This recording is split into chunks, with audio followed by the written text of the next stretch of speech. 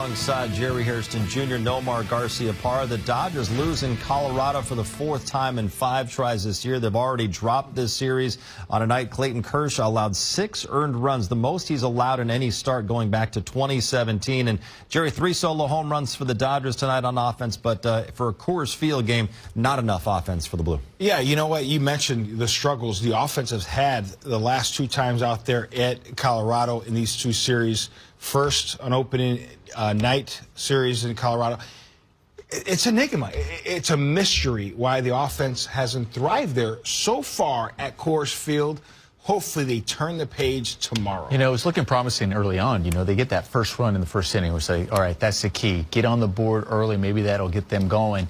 And then, you know, very unfortunate that Kershaw gave up that first run. And it seemed like that momentum kept shifting back to Colorado. And the Dodgers were just playing catch-up the entire game and couldn't get anything going. And I know it's Coors Field, but it was still a very uncharacteristic start for Clayton Kershaw tonight. Nomar, he allowed runs in each of the 4 innings. He also walked 4 guys tonight, allowed a couple of home runs as well. I think what's most telling is more the walks than anything, and I know that's what he gets so frustrated. I mean, he has a leadoff walk to start the game. He has 2 walks in that 1 inning, and you know He'll give up some home runs. We know that because he does not want to walk anybody. He'll take the solo shot. He'll pound the zone. He'd rather give up a solo shot than walk somebody. But those walks ended up catching him. So I think that was most telling, that he obviously didn't have the command. He was battling. He was working through, trying to find it all night. It just didn't happen. And unfortunately, you know, Colorado took advantage of that. Yeah, it's going to be interesting to see him give his interview because he really didn't look sharp. Obviously, with the 4 base on balls, missing his spot all night long there in Colorado. And in Colorado, you miss your spot, especially up in the zone, those big league hitters will have a barrel waiting for you. All right, let's head back to the booth in Colorado, check in one final time with Joe Davis and Eric Karros. Now the Dodgers dropped the first 2 to the Rockies, 7-4 the final score tonight. They came out swinging the bats well. Kirsch didn't have his typical stuff. Charlie Blackmon couldn't get him out. Yeah. It just obviously it didn't go well. Dodgers weren't able to get on track, and the offense still, they haven't clicked. Julio Urias goes tomorrow. He hasn't had the wins and the losses like he did last year, but you look at the ERA, and especially this month, he's been as good as anybody in the National League. No, he really has, and I think he's the right guy to go for the Dodgers. I think that this month I don't want to say that he's had something to prove, but he wants to let everybody know, look, I'm the same guy that won 20 games last year. Yeah, maybe make a case towards the All-Star game. Certainly deserving when you look away from the wins and the losses, and he'll try to help the Dodgers avoid the sweep as German Marquez takes the ball for the Rockies.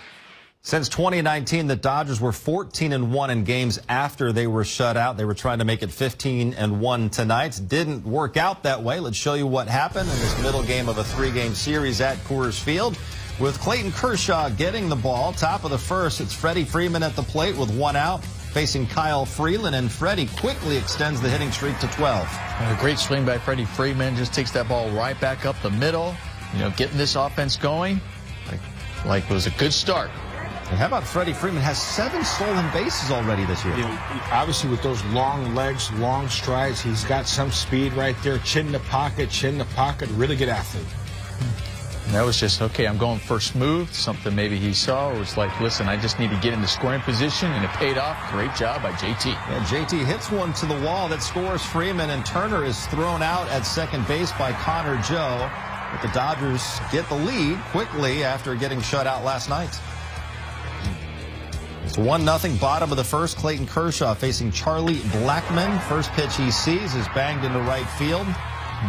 Charlie Blackmon came with the Nomar Garciaparra game plan tonight. First pitch I see, I'm hacking. Chris Bryant up the middle. Hansel Alberto makes a nice play. Runners move up. Really good play by Alberto, going up the middle, ranging, throwing kind of off balance over there, get that ball to first. Nice pick over there by Freddie Freeman. That's when you trust your first baseman. He's going to pick you up. So the Rockies get the runners over to second and third with 1 out, and then C.J. Cron, more situational hitting, puts it on the ground, trading out for a run to tie the game. Situational hitting is key. Back on runs. Jose Iglesias hits one. Kershaw knocks it down with his foot. They're in Colorado right there. The Avalanche just won the Stanley Cup. Little kick save and a beauty there by Kershaw.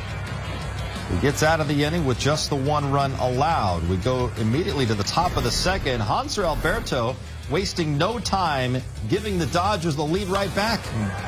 I just love this kid. This kid can swing the bat. I wish he'd get more playing time, give him some more at bats to find his groove. He hits all pitches, righty, lefty, doesn't matter. He gets a fastball up in the zone, does not miss it. So it's 2-1 Dodgers in the second inning. This was really good. We were talking about, okay, you get on the board in the first inning, you take the lead. All right, you give up 1. Let Kershaw, get in his groove, let's find it. Then you give him the lead right back. And Colorado wasn't wasting any time. They were taking the momentum back quickly in this game. Randall Grichuk off the foul pole. Ties the game leading off the bottom of the second. They won the inner half, leaves it out over the plate. Grichuk does not miss it. Later in the same inning, Kershaw has 2-1 and nobody out.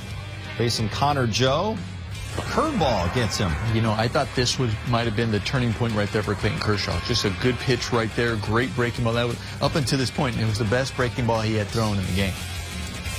Next up, Charlie Blackmon again. First pitch swinging into right field to give the Rockies a 3-2 lead. I thought Alberto had that ball. I thought he came up with it. What a great effort. And Kershaw, frustration. So the Dodgers trailing. C.J. Cron walks. That loads the bases, and this time it's a little unlucky for Kershaw. He takes a swipe at it.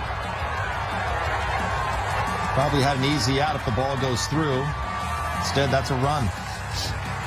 And Kershaw knows, especially when he's going after the ball. Got hands are right there. Catch the ball, step in the bag, out of the inning. So it's 4-2 Colorado. Bottom of the third, Kershaw facing Elias Díaz. With 1 out, nobody on. And Díaz. It's very 5-2. dangerous to go inner half there in Colorado, especially when the ball's not moving, not cutting as much. And that's one of the things that hitters probably know. Like, what's the game plan on Clayton Kershaw? Get ready for that first pitch. He likes to throw a lot of first pitch strikes and also look inner half. Top of the fourth, Trace Thompson up there. Or on first. This is Gavin Lux with a base hit. The Dodgers have 2 on with 2 out. First to third action. Gavin Lux still swinging the bat well. Next up is Austin Barnes. Jose Iglesias, he can pick it at short. Hands right So Freeland gets out of the inning. And a nice play by Iglesias. there. He knew he had to hurry with Gavin Lux hustling there with his speed. Good play. Bottom 4.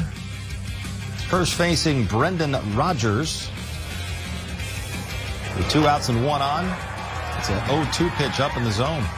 Again, breaking ball up that didn't really break. And a big league hitter, when it's up in the zone, doesn't have that bite, they can put a barrel to it.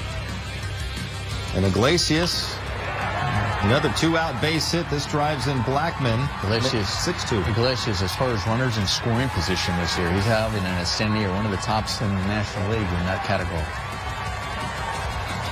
Tough one for Kirsch. We go to the 6th inning. Dodgers still down 6-2. And it's Max Muncy at the plate. 12 career home runs at Coors Field. How about another? Lefty on lefty prime here, gets a 2-0 fastball inner half, and he crushes it. Hoping Yes. this gets him going. So hopefully that he trusts himself that, listen, when they throw it in the zone, they come to you. Don't be afraid to swing that bat, especially when you get yourself in a hitter's count, right? Getting 2-0, you're ready to swing the bat. He was there, and he drove it. What a concept. Bottom of the 6th, Yency Almonte, the former Rocky, comes in, facing his former teammate, Charlie Blackmon. Blackmon was really slumping coming into this game. This is his 4th hit of the night. You couldn't tell. It was aggressive. Understand, a guy like Clayton Kershaw do not want to get to 2 strikes, so I'm going to go up there maybe with a 2-strike approach. Put the ball in play, shorten up, worked out for him tonight. And Rodgers couldn't get him out tonight either, although they get one there. Still deep enough to score. Blackmon to make it 7-3. 8th inning, it's Max Muncy up there again. 1 out, nobody on, and Muncy's 2nd extra base hit of the night. Stays in the yard, but that's a double. Nice swing right there as well. Both pitches on the inner half. Barrel staying through the zone. Getting to that inner half. Great job. Later in the inning, Jake Lamb, after this Muncie double, Jake Lamb was just called up from Oklahoma City earlier in the day for Zach McKinstry. That's so pretty. A double we want to stay on. I see it 3 times, Don. It's a nice double. It was a pretty swing. But here's Lamb. Strikes out swinging in his first at-bats in the big leagues with the Dodgers. Trailing 7-3, stays that way till the 9th. Daniel Bard with 2 outs.